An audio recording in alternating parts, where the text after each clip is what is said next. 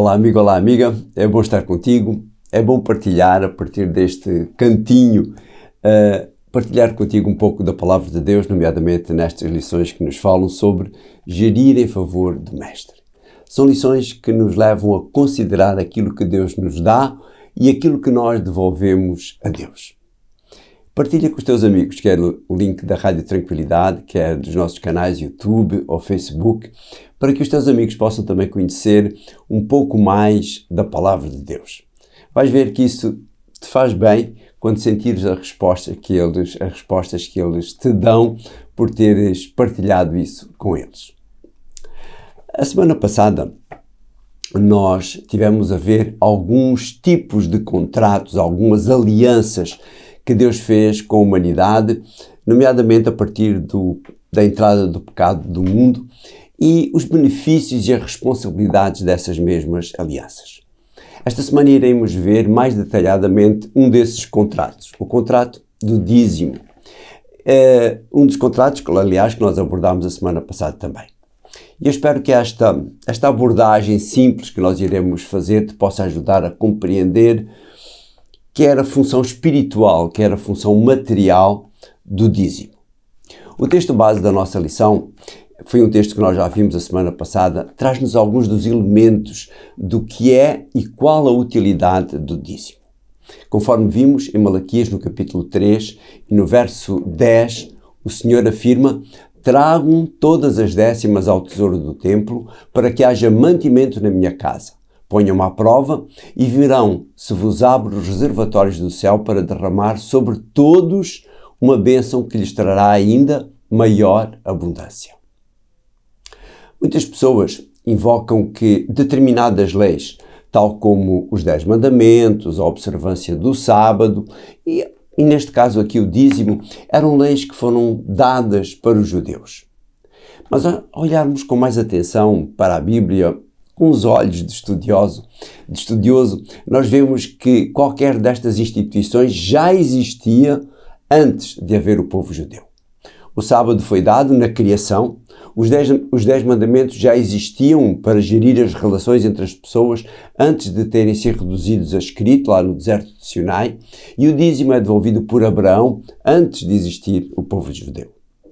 A expressão dízimo é definida como a 10ª parte de algo, ou seja, 10% de alguma coisa. A primeira vez que a Bíblia se refere ao dízimo está no capítulo 14 de Gênesis, onde Abraão tinha ido ajudar os reis de Sodoma e Gomorra a derrotar os seus inimigos e também ao mesmo tempo resgatar o seu sobrinho Ló, que tinha sido feito prisioneiro. O texto bíblico diz que Abraão devolveu o dízimo dos despojos de guerra, ou seja, daquilo que eles trouxeram da derrota que causaram aos inimigos. Vejamos os versos 17 a 20 do capítulo 14 para compreendermos melhor. Diz no verso 17, quando Abraão regressava, depois de ter atacado Cadorlaomer e os reis dos seus aliados, o rei de Sodoma saiu para o receber no vale de Chavé, que é o vale do rei. Depois no verso 18, também Melquisedeque, rei de Salém, que era sacerdote do Deus Altíssimo, se apresentou levando consigo pão e vinho. Depois continua no verso 19, e abençoou com estas palavras: que o Deus Altíssimo, Criador do céu e da terra, abençoe Abraão. E no verso 20 então diz: louvado seja o Deus Altíssimo, que te deu a vitória sobre os teus inimigos. E depois vê bem aquilo que diz: Abraão deu-lhe a 10ª parte de tudo o que tinha sido recuperado. Aqui vemos que Abraão devolveu o dízimo dos despojos e que o devolveu a alguém em especial. Melquisedeque, sacerdote, conforme diz o texto, sacerdote do Deus Altíssimo.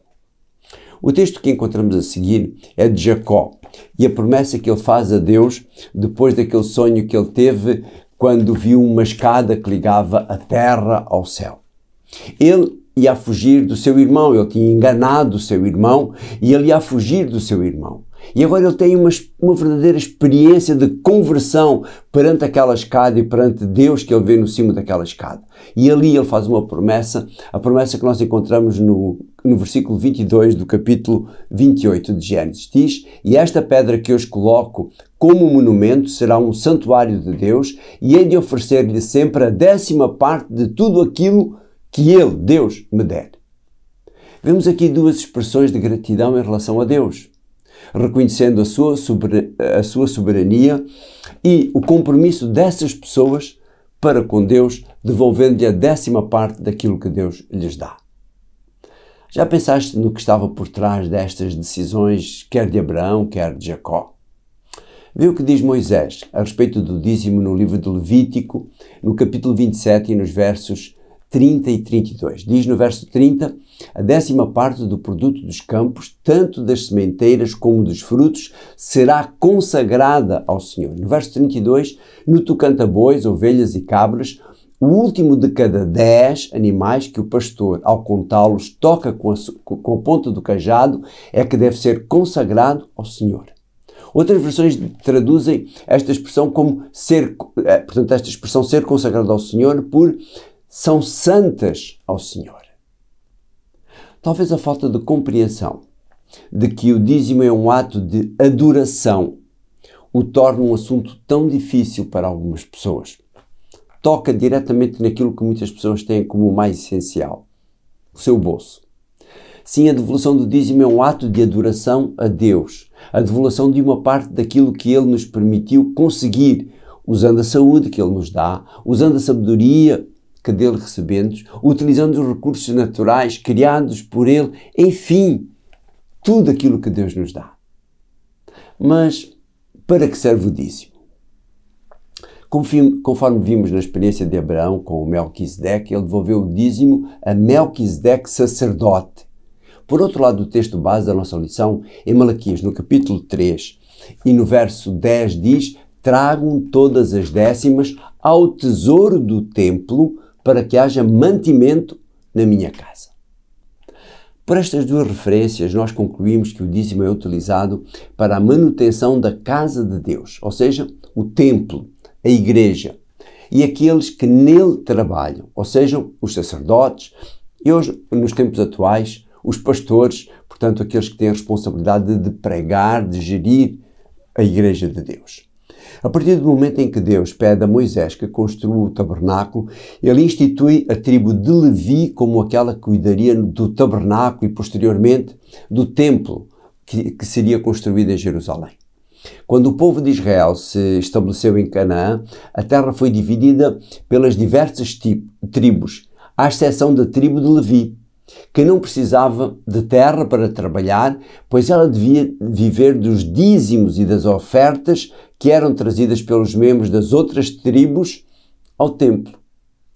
Hoje, a Igreja Adventista do Sétimo Dia tem um sistema semelhante ao redor do mundo, não só aqui em Portugal, mas ao redor do mundo, para pagamento dos salários dos seus ministros de culto e para a obra da evangelização.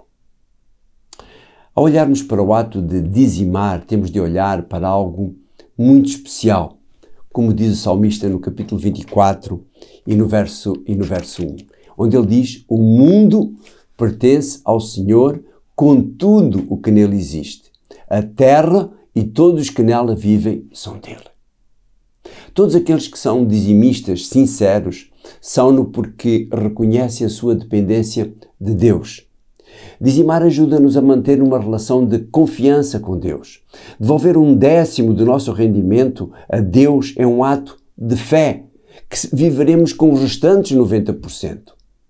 Um outro aspecto do dízimo são as bênçãos prometidas por Deus a quem for fiel e ao modo como a nossa fidelidade se pode transformar, acima de tudo, no meio para prover às necessidades de outras pessoas, nomeadamente às necessidades espirituais. Uma das perguntas que ouvimos com frequência é: qual é a base do meu salário? Qual é a base sobre que devo calcular o meu dízimo, antes ou depois de impostos? Antes de respondermos, temos que considerar que os nossos impostos sobre o rendimento são devolvidos de uma forma que sejam utilizados pelo Estado para a educação, para as estradas, para a segurança, etc. Por outro lado, os descontos para a segurança social serão devolvidos em parte mais tarde, quando nós nos reformarmos. Assim será correto dizimar o salário bruto deduzido apenas do desconto para a segurança social e quando nos reformarmos, nós continuarmos a dizimar a nossa reforma.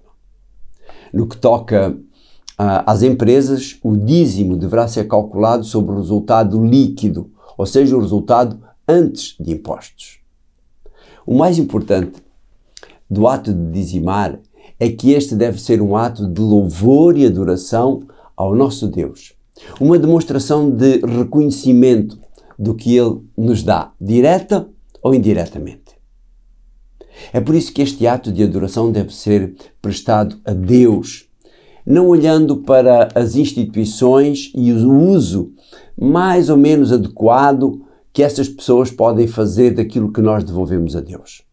Paulo realça que o seu uso deve ser fiel, conforme 1 Coríntios no capítulo 4 e nos versos 1 e 2, fiel em quem devolve e fiel em quem utiliza. Onde ele diz no versículo 1, portanto, todos nos devem considerar como quem está ao serviço de Cristo e encarregados de anunciar os mistérios do plano de Deus. Ora, o que se exige a uma pessoa destas é que seja fiel. Paulo é claro, deve haver fidelidade tanto do doador como daqueles que utilizam aquilo que é doado. Neste caso especial, o dízimo. Algumas pessoas argumentam que não gostam do modo como o dinheiro do seu dízimo é usado. E assim, ou não dizimam, ou enviam o seu dízimo para outro lugar, para outro fim, para outra utilidade, muitas vezes até uma utilidade missionária.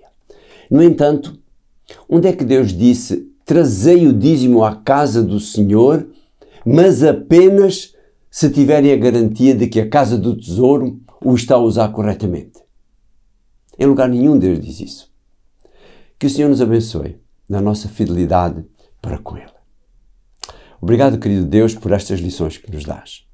Obrigado porque a Tua palavra é rica em conhecimento para cada um de nós sobre tantas e tantas coisas que são essenciais à nossa vida cristã, à nossa vida de relacionamento contigo, como este ato de adoração que é a devolução do dízimo.